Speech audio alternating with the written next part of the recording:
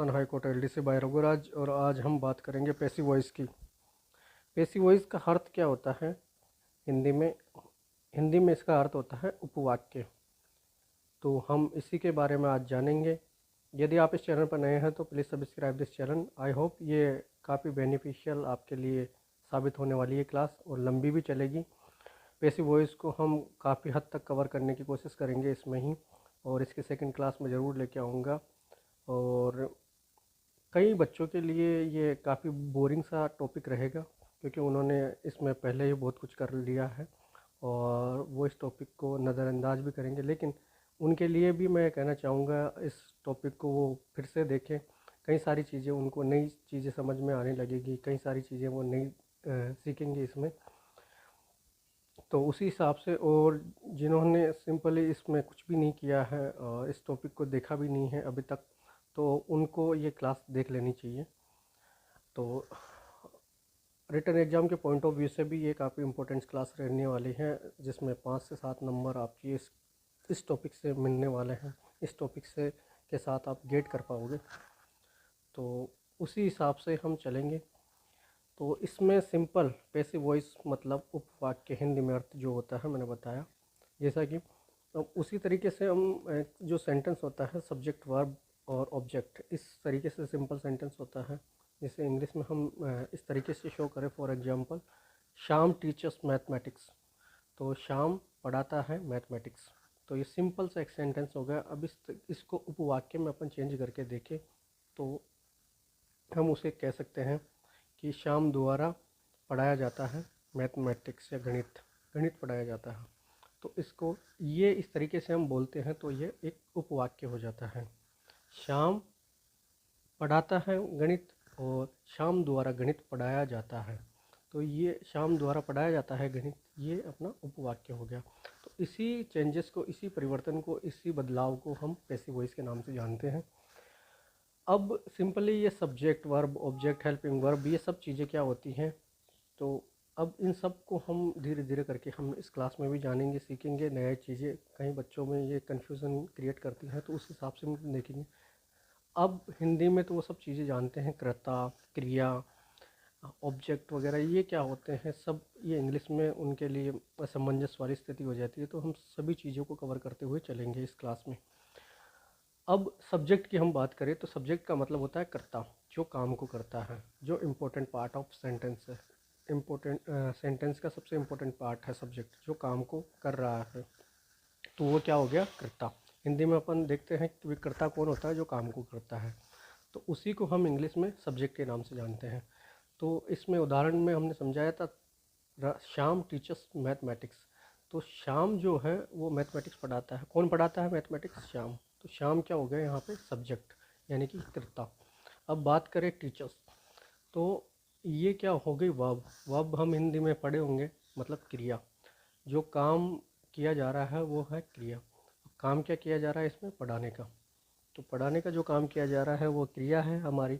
जैसे सोना, उठना, बैठना, गाना, नहाना, धोना, ये सब क्या है, अपनी क्रिया है। पढ़ाना, पढ़ना, रोना, ये सब क्रियाएं हैं। तो इस तरीके से ये हो गई हमारी इंग्लिश में verb.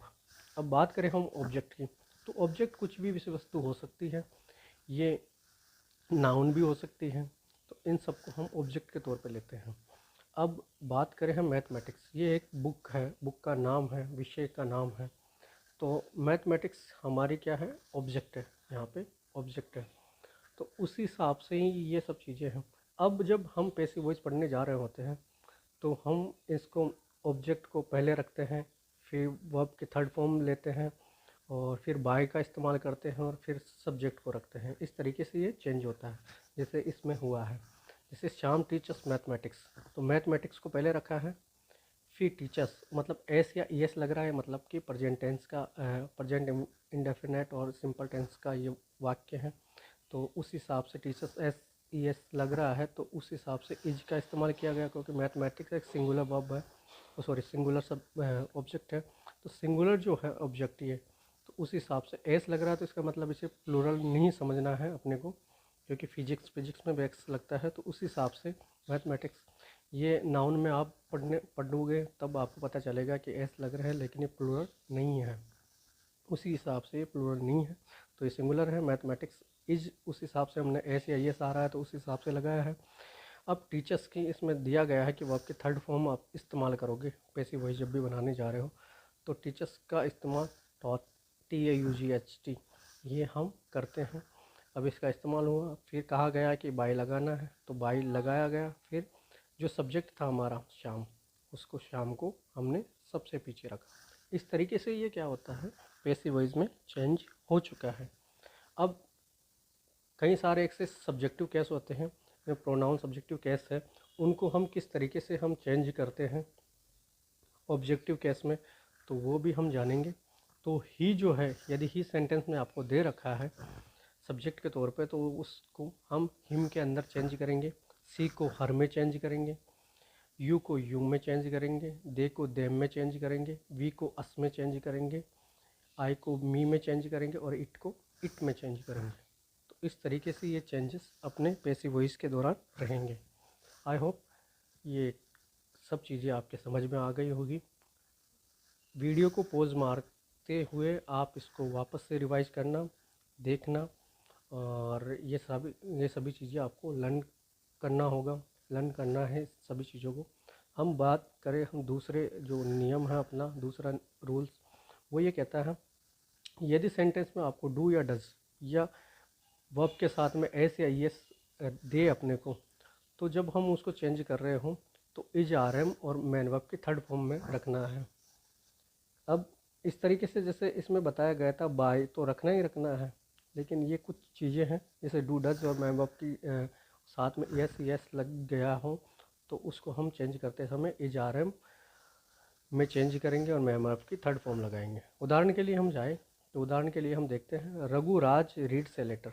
Raghuraj reads a letter मतलब कि रघुराज पढ़ता है एक लेटर।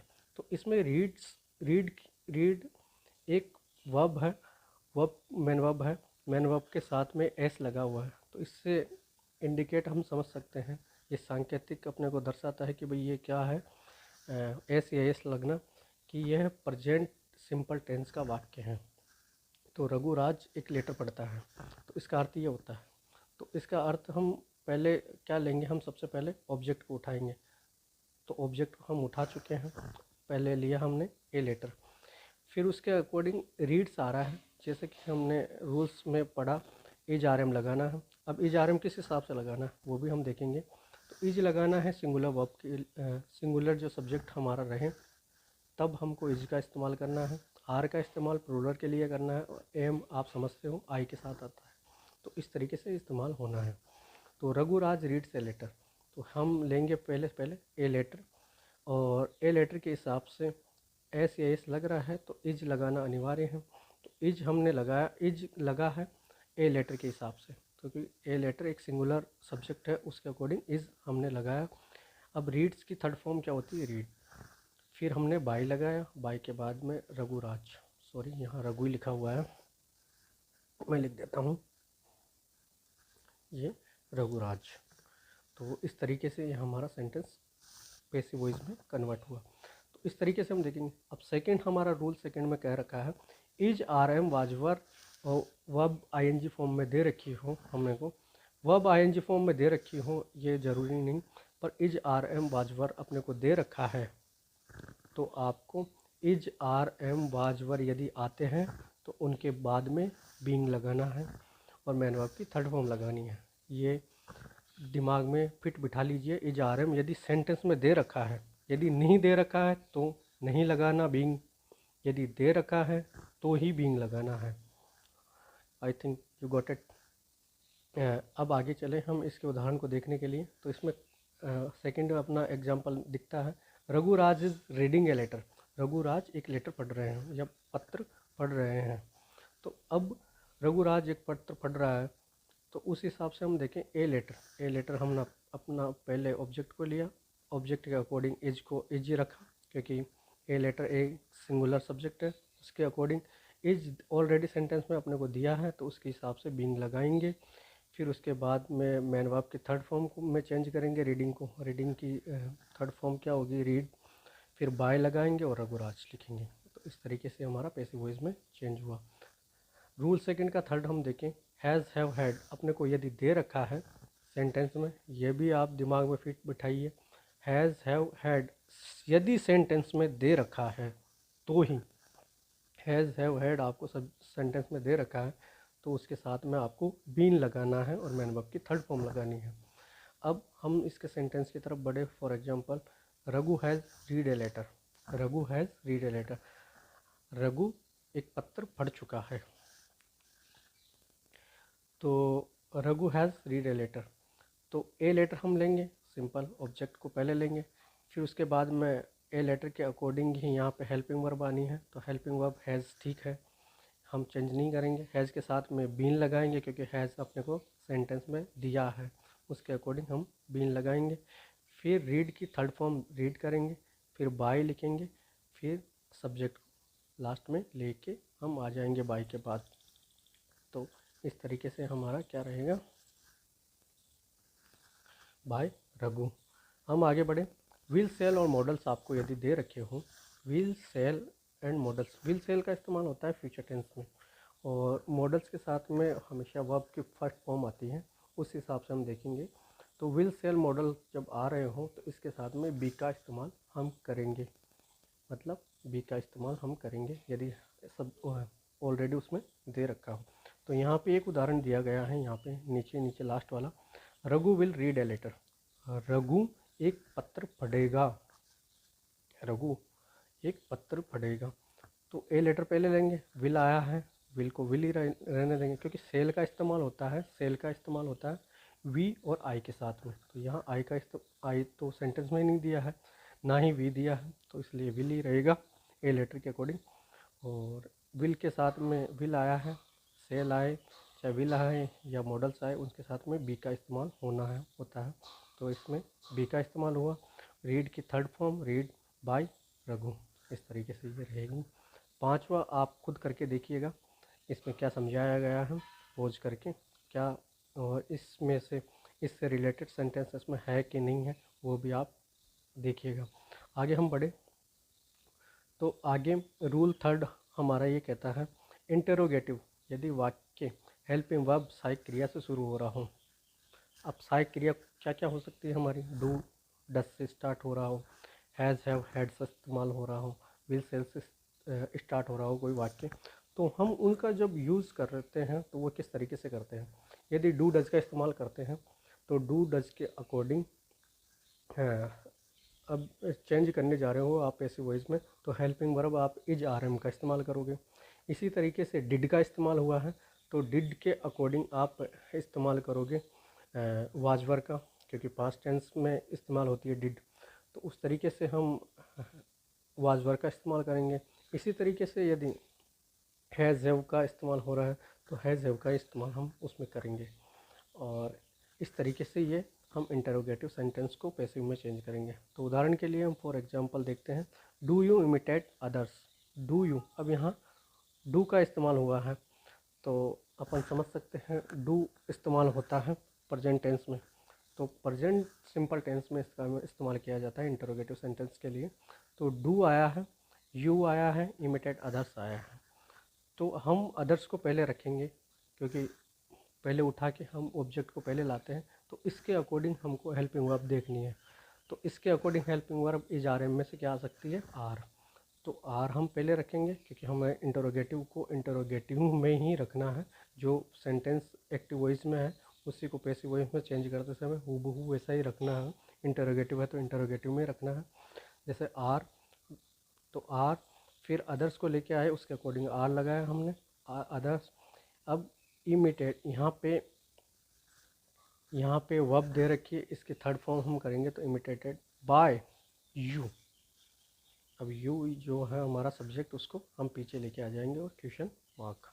इसी तरीके से have you gone through the book, ये हमारा सेंटेंस है अगला। तो अब यहाँ पे द बुक का इस्तेमाल पहले किया जाएगा, तो अब द बुक के अकॉर्डिंग हैव क्या है, हेल्पफुल नहीं है, तो हैव क्योंकि सिंगुलर है द बुक, तो द बुक के अकॉर्डिंग हैज़ इस्तेमाल किया जाएगा, तो हैज़ द बुक। अब इसमें हैव ऑलरेडी अपने को दिया गया है, जैसा कि सेंटेंस में मैंने यहाँ बताया था, यदि आपको हैज़ हैव हैड दे रखा हो तो आपको बीन का इस्तेमाल करना है। यदि दे रखा हो, चाहे वो इंटरोगेटिव हो या सिंपल सेंटेंस हो। अब यहाँ इंटरोगेटिव सेंटेंस में हैव का इस्तेमाल दिया गया है क्रिया के तौर पे, तो इसलिए हैज़ द बुक बीन, इस वजह से ये बीन का इस्तेमाल हुआ है। तो बीन फिर गॉन की ऑलरेडी आपको पता है हैज़ हैव हैड के साथ में हमेशा वर्ब की थर्ड फॉर्म रहती है जनरली। तो हैड का गॉन हम इस्तेमाल किए, गॉन की गॉन ही रहेगी, थ्रो बाय यू का यू, इस तरीके, और क्वेश्चन मार्क। इस तरीके से हमारा सेकंड थर्ड जो रूल है उसके अकॉर्डिंग हमने पैसिव वॉइस कन्वर्ट करना समझा। हम आगे बढ़े तो रूल 4 हमारा ये कहता है कि यदि WH वर्ड के साथ में यदि कोई सेंटेंस इस्तेमाल हो रहा है तो उसको हम किस तरीके से पैसिव वॉइस में चेंज करते हैं। तो सबसे पहले वर्ड लेंगे WH वर्ड, फिर उसके साथ में हेल्पिंग वर्ब लगाएंगे। अब हेल्पिंग वर्ब क्या है, वही सिंपल है, मतलब इंटरोगेटिव सेंटेंस में अपन ने जाना जैसे डू डज डिड ये आ रहे हो तो उसके अकॉर्डिंग, जैसे डू डज आ रहे हो तो इज आर एम में, डिड आ रहे हो तो वाज वर में, और हैज हैव वी आ रहे हो तो वो सिंपल उसी तर्ज पे रहेंगे, लेकिन अकॉर्डिंग टू ऑब्जेक्ट।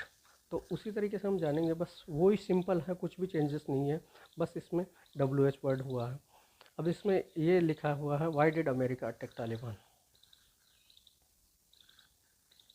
तो इसमें कहा गया है कि अमेरिका ने तालिबान पर अटैक क्यों किया। तो अब तालिबान यहाँ पे ऑब्जेक्ट है अपना, ठीक है, इसके अकॉर्डिंग ही अपने को रखना है। तो तालिबान ज़्यादा तो है नहीं, मतलब प्लूरल तो है नहीं एक तरीके से, तो इसके अकॉर्डिंग हम रखेंगे। तो वाई, तो वाई का वाई सिंपल वैसा का वैसा आ जाएगा, कुछ भी चेंजेस नहीं, वाई वैसे के वैसे। अब तालिबान के अकॉर्डिंग डिड आया है यहाँ पे, तो डिड पास्ट टेंस को शो करता है, इस हिसाब से हम वाजवर को रखेंगे। अब वाजवर भी किस हिसाब से रखेंगे, क्योंकि यहाँ ऑब्जेक्ट को पहले देखेंगे, ऑब्जेक्ट के अकॉर्डिंग फिर हम वाजवर का इस्तेमाल करेंगे। तो ऑब्जेक्ट हमारा क्या है, सिंगुलर है, तो सिंगुलर तालिबान है, तो तालिबान के अकॉर्डिंग वाज आएगा यहाँ पे। तो वाई वाज तालिबान अटैक की थर्ड फॉर्म यहाँ हम देखेंगे, तो अटैक्ड बाय हम लगाएंगे अमेरिका, जो कि हमारा सब्जेक्ट है, उसको वैसे के वैसे हम रख देंगे और क्वेश्चन मार्क। तो इस तरीके से हमारा पैसिव वॉइस कंप्लीट होता है। आगे हम बढ़े, हाउ डिड यू इम्प्रेस हर, कैसे तुमने उसे इम्प्रेस किया। तो हाउ डिड यू इम्प्रेस हर, तो आगे हम इसको पैसिव वॉइस में कन्वर्ट करें तो डिड जो है ये फिर वाजवर का इस्तेमाल होगा। तो हमें ऑलरेडी पहले देख लेना चाहिए कि ये किस टेंस का है, उसके अकॉर्डिंग उसकी हेल्पिंग वर्ब का इस्तेमाल करना है। यदि हेल्पिंग वर्ब दे रखी है तो उसके हिसाब से उसमें बीइंग, बीन ये सब चीज़ें लगानी है, बी ये सब चीज़ें इस्तेमाल करनी है। तो इसमें डिड ऑलरेडी दे रखा है जो कि शो करता है कि पास्ट टेंस का है, तो उस हिसाब से हम वाजवर का इस्तेमाल करेंगे। तब यहाँ पे हर दिया गया है जो कि चेंज होगा। अब यहाँ पे ऑब्जेक्टिव केस में ऑलरेडी हर है, तो हर को हम चेंज करेंगे सब्जेक्टिव केस में। तो हाउ ऐसे कैसे, अब हर जो है वो सी में चेंज होगा, तो सी एक सिंगुलर वर्ब है, सॉरी सिंगुलर सब्जेक्ट है, सिंगुलर सब्जेक्ट के साथ में ही इसके साथ में वाज लगा। तो इम्प्रेस्ड, ये इम्प्रेस की थर्ड फॉर्म चली गई, तो इम्प्रेस्ड विद यू। अब ये विद यू ये जो चीज़ें हैं, तो ये थोड़ा सा मैं इसके बारे में थोड़ा सा संक्षिप्त में बता देना चाहता हूँ आप सभी को कि ये क्यों आती है, ये विद यहाँ पे इम्प्रेस्ड विद क्यों इस्तेमाल किया गया। तो आपको ध्यान रखना है कि यदि ये सब चीज़ें आ जाए तो हमें इनके साथ में अपनी मर्ज़ी से ये सब चीज़ें भी देखनी है, क्योंकि इम्प्रेस्ड इनके साथ में टू भी लगा हुआ आपको ऑप्शंस में मिल सकता है, इनके साथ में विद भी लग सकता है, बाय भी मिल सकता है, इम्प्रेस्ड बाय। तो ये सब चीज़ें वहाँ देखने को ऑप्शंस में मिलेगी और एक गलती हमारे मार्क्स को घटा सकती है। जहाँ 2 नंबर हमने को मिलने चाहिए थे वहाँ कुछ भी मार्क्स हमने को नहीं मिलेंगे। तो इसलिए ज़रूरी है कि विद, क्योंकि देखो हाउ डिड यू इम्प्रेस हर, ये आपने को सब्जेक्ट में सॉरी क्वेश्चंस में आपने को दिया है और आपने को ऑप्शंस दे दिए जाए और ऑप्शन सारे ऐसे ही रखे जाए, how was impress with you, लेकिन अब एक ऑप्शंस में विद रखा जाए, एक में टू रखा जाए, एक में बाय रखा जाए विद की जगह, तो इस तरीके से अपने को सेंटेंस दिए जाए। अब सारी चीज़ें तो अपने समझ में आ गई कि हाउ, डिड है तो वाज में चेंज किया, हर को सी में चेंज किया, इम्प्रेस है तो इम्प्रेस को थर्ड फॉर्म में चेंज किया, पर ये विद यू को यू भी रखा, क्वेश्चन मार्क भी लगाए, सब चीज़ें वो की वो है। बट इम्प्रेस्ड विद, अब यहाँ पे विद है, कई ऑप्शंस में बाई भी है, कहीं में टू भी है। तो ऐसी स्थिति उत्पन्न हो जाए फिर क्या करोगे आप? पैसिव वॉइस में आप कितने ही टैलेंटेड हो, बट यहाँ तो आप मात खा जाओगे। तो इसलिए ज़रूरी है कि मैं कुछ सेंटेंस का दोहरान कर देता हूँ, बता देता हूँ कि जैसे नॉन सब्जेक्ट आ जाए, नॉन मतलब KNOWN, नॉन।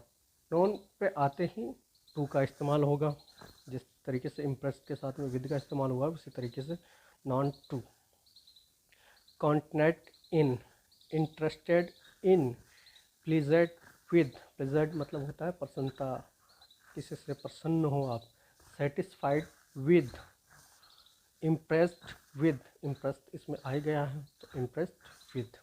इसी तरीके से एस्टोनाइज्ड एट, डिसअपॉइंटेड एट, डिसअपॉइंटेड मतलब आप जानते हो निराश हो जाते हैं अपन, उदास हो जाते हैं वो। सरप्राइज्ड एट, तो इस तरीके से एट लगता है, सरप्राइज के साथ में, डिसअपॉइंटेड के साथ में एट लगता है, एस्टोनिश के साथ में एट लगता है, इम्प्रेस के साथ में विद लगता है, सेटिस्फाइड के साथ में विद लगता है, प्लीजेंट के साथ में विद लगता है, इंटरेस्टेड इन लगता है, कॉन्टिनेंट एट इट इन लगता है, नॉन के साथ टू लगता है। तो ये शब्दों को भी आपको पोज मारना, सुनना, ये जो मैंने शब्द बताए हैं और इनको नोटबुक में नोट करना। यहाँ मैं नहीं लिखूँगा क्योंकि थोड़ी मेहनत आपको भी करनी है। यहाँ चाहूँ तो मैं लिख सकता हूँ, जैसे लिख के शो कर रहा हूँ, पर मैं नहीं लिखने वाला। तो इनको आप सुनो अच्छे से और कॉपी में नोट करो, क्योंकि ये नंबर गेट करवाने के आपके वो हैं।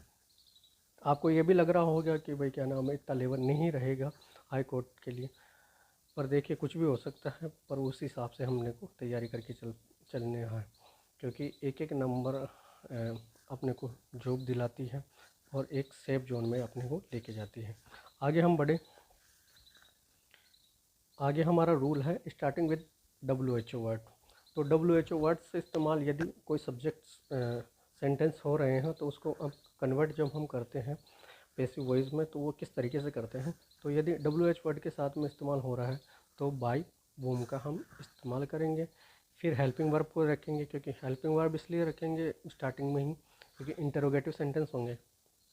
उसके साथ में मैन वर्ब की थर्ड फॉर्म बाई, इस तरीके से हम इस्तेमाल करेंगे। अब फॉर एग्जाम्पल हम देखते हैं, वो ब्रॉक दिस कप, वो ब्रॉक दिस कप, किसने तोड़ा ये गिलास। अब ब्रॉक, ब्रेक होता है तोड़ना, ब्रॉक तोड़ा गया, और ब्रोकन टूट चुका। तो ये जो है ब्रेक की फर्स्ट सेकंड थर्ड मैंने बताई, उस हिसाब से ब्रॉक सेकंड वर्ब का इस्तेमाल किस टेंस में होता है, पास्ट टेंस में। पास्ट टेंस में इंटरोगेटिव कंटिन्यूस टेंस में हम हेल्पिंग वर्ब का इस्तेमाल करते हैं वाज वर्ब का। तो यहाँ पे हम उस हिसाब से हम इसको देखेंगे। तो उस ब्रॉक आया है तो वाज वर्ब का इस्तेमाल होना लाजमी है। वाज वर्ब यदि दे रखा होता हमें तो बीइंग का इस्तेमाल हम करते, लेकिन सेंटेंस में ऐसा कुछ दिया नहीं है।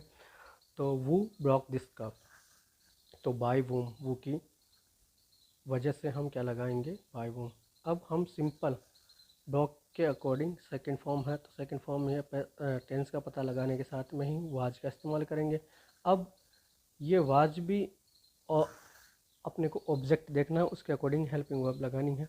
तो यदि ये है प्लूरल होता तो यहाँ पे वर आना चाहिए था, लेकिन दिस कप है मतलब सिंगुलर है तो सिंगुलर के साथ में वाज इस और ब्रॉक की थर्ड फॉर्म ब्रोकन। इसी तरीके से हम सेकंड पे बढ़े, हु इज़ डिस्टर्बिंग यू, कौन तुम्हें परेशान कर रहा है। तो ये एक एक्टिव सेंटेंस है। अब एक्टिव सेंटेंस में हम आगे हम बढ़े तो वो का इस्तेमाल बाय वूम से यू। अब यहाँ पे ऑब्जेक्ट हमारा यू है तो अब यू के अकॉर्डिंग यहाँ पे हेल्पिंग वर्ब का इस्तेमाल करेंगे। अब इज़ ऑलरेडी दे रखा है सेंटेंस में। अब जब मैंने बताया था आपको इज आर एम वाजवर आपको ऑलरेडी दिया हो तो बीइंग का इस्तेमाल होगा। तो हम देखते हैं इस सेंटेंस में है क्या। हाँ भाई इसमें तो है बाय वूम। अब यू के अकॉर्डिंग आर आएगा और इसमें इज़ दे रखा था सेंटेंस में, तो इस वजह से बीइंग भी आएगा। और डिस्टर्बिंग का थर्ड फॉर्म डिस्टर्ब, ये हो चुका है। मज़ा आ रहा है आपको क्लास में? आगे हम बढ़े तो आगे हम बढ़ते हैं रूल 6 की तरफ। तो इसमें लिखा गया है starting with please and kindly. यदि कोई सेंटेंस इस्तेमाल हो रहे हैं प्लीज़ और काइंडली से, या काइंडली और प्लीज़ का उसमें इस्तेमाल किया जा रहा है उन सेंटेंसेस में, तो उनको हम कैसे देखते हैं, तो उनको पैसिव वॉइस में किस तरीके से कन्वर्ट करते हैं, चेंज कैसे करते हैं। तो उसमें हम लिखते हैं यू आर रिक्वेस्टेड टू, और जो सेंटेंस दिया गया है हमें एक्टिव वॉइस में उसको एज इट इज़ उतार देते हैं। ठीक है, अब यू आर रिक्वेस्टेड टू लगाना है और हूबहू सेंटेंस को उतार देना है, उसमें कोई चेंजेस अपने को नहीं करना है। प्लीज़ और काइंडली का यदि इस्तेमाल किया गया है, नोट कर लेना है ये बात। तो इसमें फॉर एग्जांपल हम चलें तो इसमें दे रखा है please shut the door, please shut the door, कृपया करके दरवाज़ा बंद करें। तो अब यहाँ पे प्लीज़ का इस्तेमाल किया गया है, तो प्लीज़ के अकॉर्डिंग हमारा रूल 6 जो कहता है यू आर रिक्वेस्टेड टू लगाना है। तो यहाँ पे हमने लगाया यू आर रिक्वेस्टेड टू। फिर इसमें यू आर प्लीज़ के जगह हमने यू आर रिक्वेस्टेड का इस्तेमाल कर लिया, तो प्लीज़ का इस्तेमाल हम अब नहीं करेंगे, तो प्लीज़ हट जाएगा हमारा यहाँ से। फिर शट द डोर जो आ रहा है उसको एज इट इज़ हम उतार देंगे, तो शट द डोर। इसी तरीके से आगे हम बढ़े, प्लीज़ हेल्प मी, कृपया मेरी सहायता करो। तो अब इसको हम देखेंगे तो प्लीज़ के स्थान पे हम इस्तेमाल करेंगे यू आर रिक्वेस्टेड टू, फिर हेल्प मी जो आ रहा है वो हेल्प मी ऐसे के ऐसे। इसी तरीके से आगे हम चलें, do not make a noise please, या फिर ऐसे बोले don't make a noise please, तो शोर मत करो, कृपया करके शोर मत करो। तो कृपया करके ये बाद में आ रहा है, पर स्टार्टिंग हमको वहीं से करना है, यू आर रिक्वेस्टेड। अब यहाँ पे नेगेटिव सेंस शो हो रहा है डू नॉट, डोंट, तो यहाँ पे हम नोट का इस्तेमाल पहले करेंगे टू से, तो you are requested not to, you are requested not to make a noise. यदि नेगेटिव सेंटेंस है तो इस तरीके से टू से पहले हम नोट का इस्तेमाल हम करेंगे। तो इस तरीके से हमने रूल 6 को जाना। आगे हम बढ़े रूल 7 की तरफ। इनके प्रैक्टिस सेट में अगले जो क्लास हमने रहेगी उसमें हम सब चीज़ों को रिवाइज करेंगे। काफ़ी इंटरेस्टेड क्लास वो रहने वाली है, मैं बता दूं आपको पहले ही। वहाँ हम प्रैक्टिस करेंगे, देखेंगे।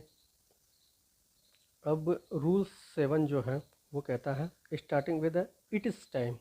यदि कोई सेंटेंस इट इज़ टाइम से स्टार्ट हो रहा है, इट इज़ टाइम से स्टार्ट हो रहा है, तो वो किस तरीके से चेंज होगा।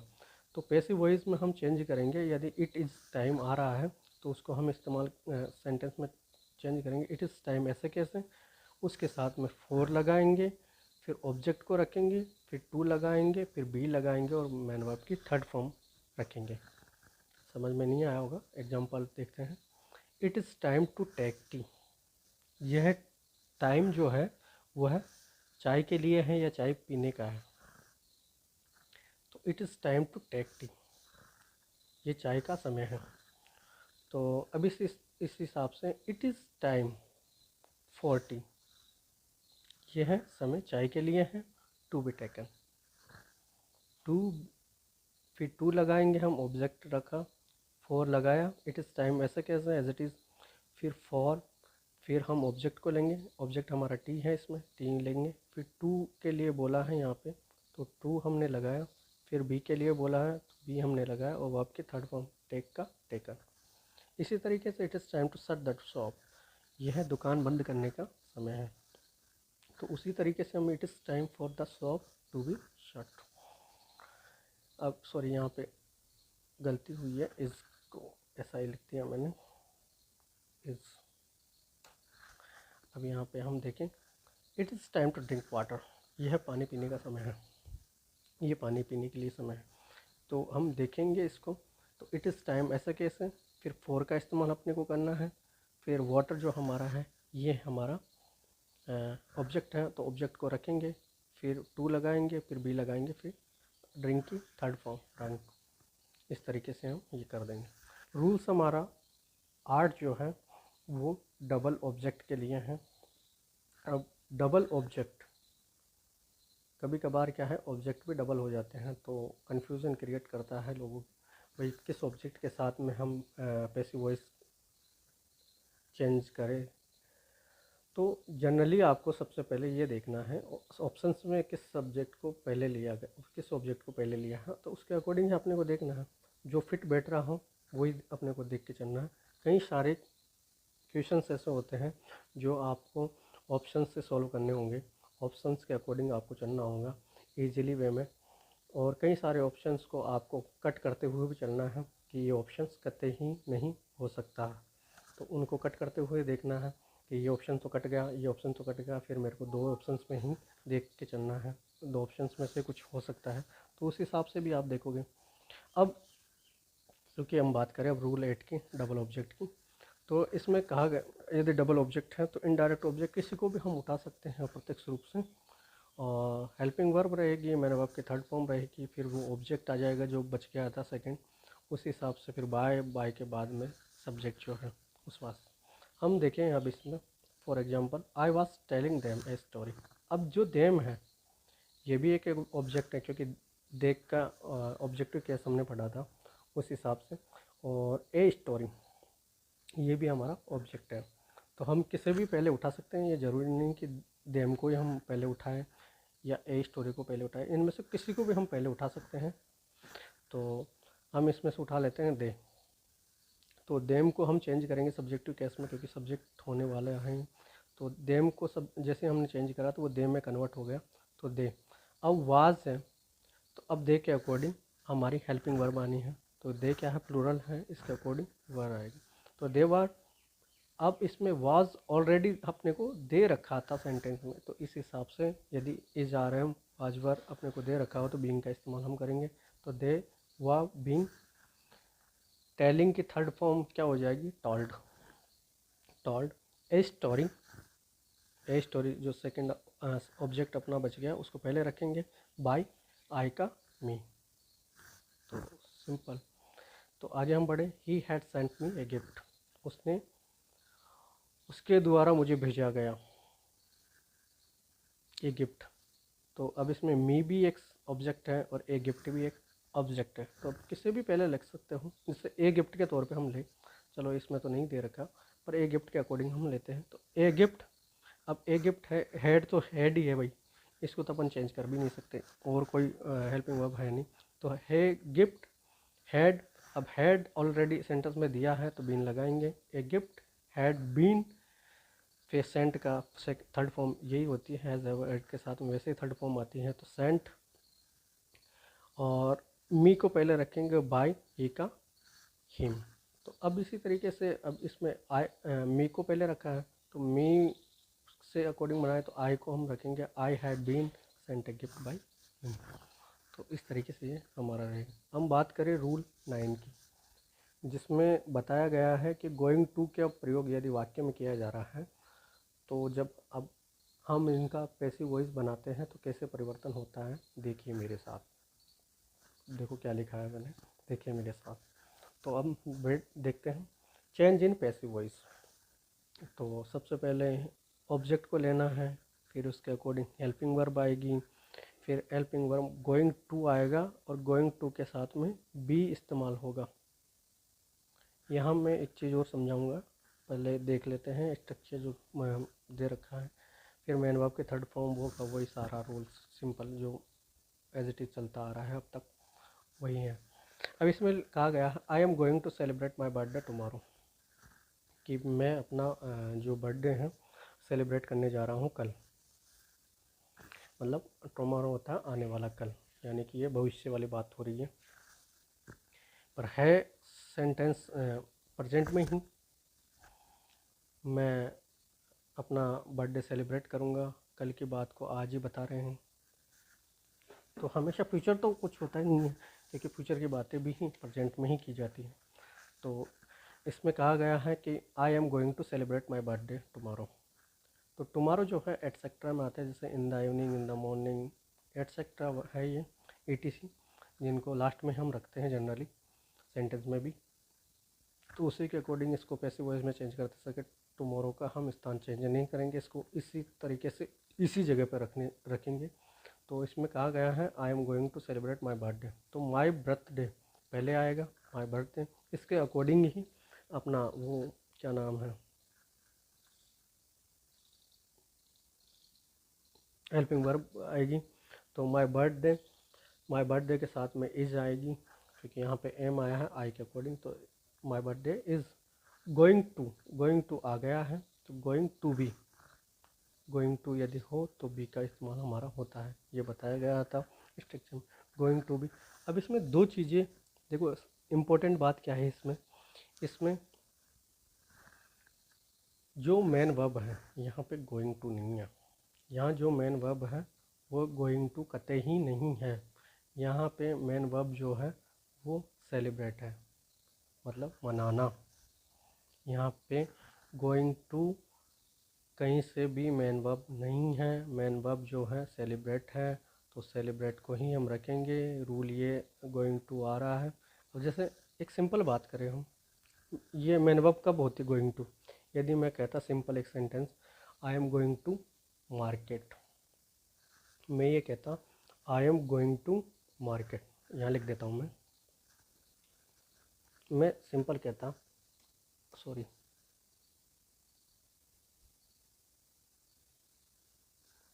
कहता I am going to market, ये हमारा होता।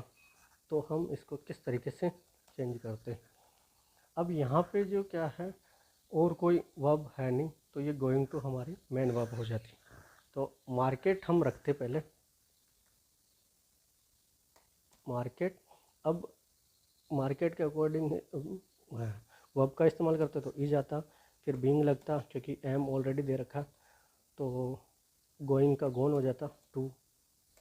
अब यहाँ पे टू नहीं लगता क्योंकि आगे ऑब्जेक्ट जो था उसको हम उठा के पहले लेके आ गए, तो गोन आएगा। तो इस तरीके से ये हमारा बनता। बट इस वाले जो केस है, ये वाला जो केस है, उसमें गोइंग टू मेन वर्ब नहीं है, मेन वर्ब जो है सेलिब्रेट है। सेलिब्रेट के अकॉर्डिंग ही हमको गोइंग टू में रूल बताया गया है कि जैसे ऑर्गेनाइज किए जा रहा हूँ, मैं ऑर्गेनाइज करने जा रही हूँ, ऐसा ऑर्गेनाइज वाला केस हो, या फिर कुछ बिल्डअप करने वाला सीन हो, कुछ चीज़ें बनाने करने हो। अगले वाले सेंटेंस को हम देखेंगे, अगले वाले एग्जांपल को। इसमें हम देखें I am going to celebrate my birthday tomorrow, तो माई बर्थडे पहले इज़ गोइंग टू बी, जो रूल में कहा गया है गोइंग टू बी, सेलिब्रेट का third form celebrated by me. अब अगला जो सेंटेंस है वो है we are going to build, ये बता दिया ना मैंने, जैसे मतलब नए रूम्स बनाने जा रहा है, हम नए रूम्स बनाने जा रहे हैं। तो न्यू रूम्स वही जनरल ऑब्जेक्ट को उठा लाए हम, रूम्स के अकॉर्डिंग आ रहा है यहाँ पे, क्योंकि ये प्लूरल केस है। तो प्लूरल के according are going to be, build का मतलब third form world by us, be का अस, इस तरीके से होगा। हम बात करें रूल 10 की, तो रूल जो 10 है, यदि वर्ब की फर्स्ट फॉर्म से स्टार्ट होने वाले को किस तरीके से बदला जाता है वो हम देखेंगे। यदि एक्टिव वॉइस में आपको स्टार्टिंग ही सेंटेंस वर्ब के फर्स्ट फॉर्म से स्टार्ट हो रहे हो, तो हम जब उनको चेंज करते हैं तो लेट का इस्तेमाल करते हैं, फिर ऑब्जेक्ट जो है उसको पहले लाते हैं, फिर बी का इस्तेमाल करते हैं, और मेन वर्ब की थर्ड फॉर्म का हम इस्तेमाल करते हैं। आइए जानते हैं एग्जाम्पल के हिसाब से। तो यहाँ पे दिखा है सिंग ए स्वीट सॉन्ग, मतलब गाओ एक अच्छा सा गाना या मीठा सा प्यारा सा। तो यहाँ पे लेट स्वीट, यहाँ पे लेट का इस्तेमाल किया गया है, क्योंकि सिंग क्या है वर्ब है, वर्ब की कौन सी फॉर्म है, फर्स्ट फॉर्म है, फर्स्ट फॉर्म के अकॉर्डिंग लेट का इस्तेमाल हुआ। अब यहाँ पे सबसे पहले हम रखेंगे ए स्वीट, स्वीट क्या है ऑब्जेक्ट है, उसको पहले रखेंगे।